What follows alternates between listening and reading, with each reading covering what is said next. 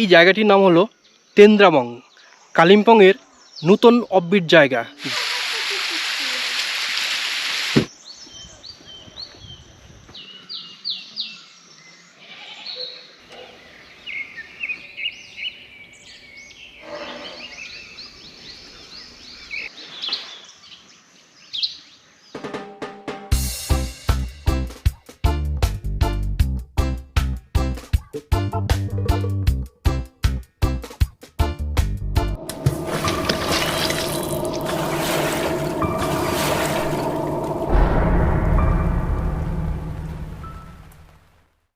আগের পর্বেই আপনাদের দেখিয়েছি আমরা কাফেরগাঁও থেকে কিভাবে ময়ূরগাঁও এলাম। আজ আমরা যাব ময়ূরগাঁও থেকে ডুকা ফলস, আর যাবার পথে পড়বে তেন্দ্রাবং নামক নতুন একটি অফবিট জায়গা। তেন্দ্রাবংয়ের অভিজ্ঞতা আপনাদের সামনে তুলে ধরবো, তাই ভিডিওটিতে প্রথম থেকে শেষ পর্যন্ত থাকুন। আর যদি ভালো লাগে তবে চ্যানেলটি সাবস্ক্রাইব করুন।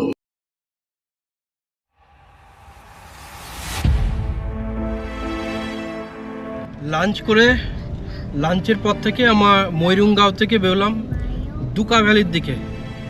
ডুকা ফলস আছে শুনেছি, সুন্দর দেখতে। চলুন যাই, সাথে থাকুন। ময়ূরগাঁও থেকে ডুকা ফলসের দূরত্ব প্রায় 3 কিলোমিটার। আমাদের যাত্রাপথ ময়ূরং ফরেস্টের মধ্য দিয়েই।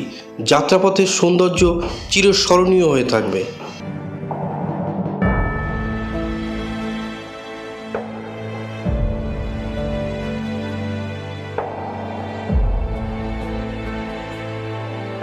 আমাদের যাত্রাপথ তেন্দ্রাবং গ্রামের মধ্য দিয়েই, অর্থাৎ তেন্দ্রাবং হয়েই আপনাকে ডুকা ফলস পৌঁছাতে হবে।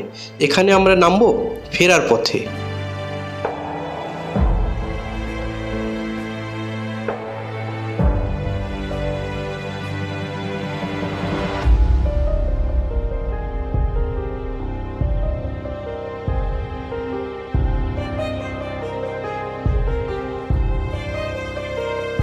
তেন্দ্রাবং গ্রাম পেরিয়ে কিছুটা যেতেই অবশেষে আমরা পৌঁছে গেলাম সেই ডুকা ফলসের সামনে।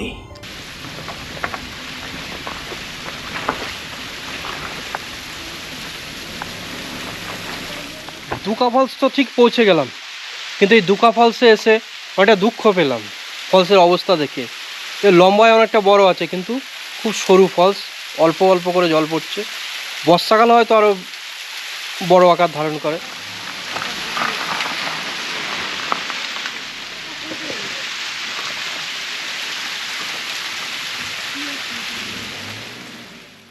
ডুকা ফলস দেখে আমরা ময়ূরগাঁয়ের পথে আবার হাঁটতে শুরু করলাম, অর্থাৎ যে পথে এসেছিলাম সেই পথেই। আর মিনিট 5-এর মধ্যেই পৌঁছে গেলাম তেন্দ্রাবং।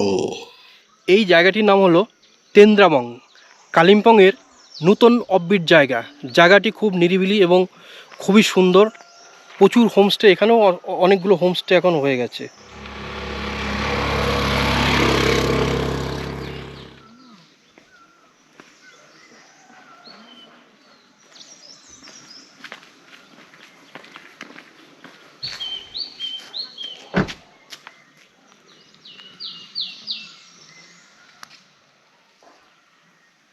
আপনারা চাইলে তেন্দ্রাবংয়ে একদিন স্টে করতে পারেন।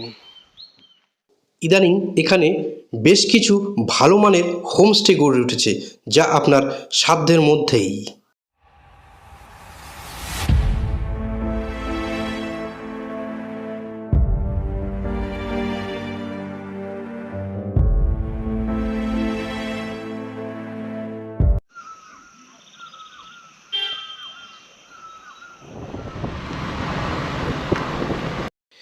এবারে আপনাদের দেখাবো তেন্দ্রাবংয়ের কিছু ড্রোন ভিউ।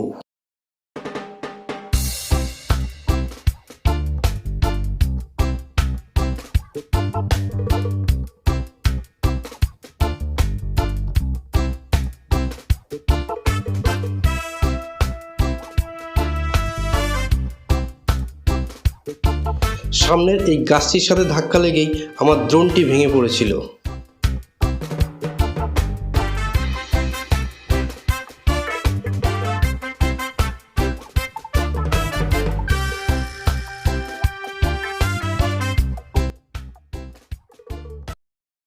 রাস্তা দিয়ে হেঁটে যাচ্ছিলাম। ড্রোন ক্র্যাশের জন্য মনটা খারাপ লাগলেও চারদিকে প্রাকৃতিক সৌন্দর্য দেখতে মনটা আবার চাঙ্গা হয়ে উঠল।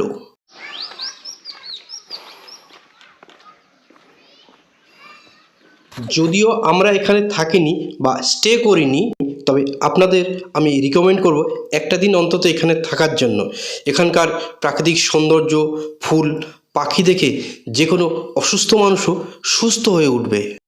এখানকার শুধু হোমস্টেগুলোই নয়, প্রতিটি বাড়ি ফুল দিয়ে অত্যন্ত পরিপাটি করে সাজানো গোছানো।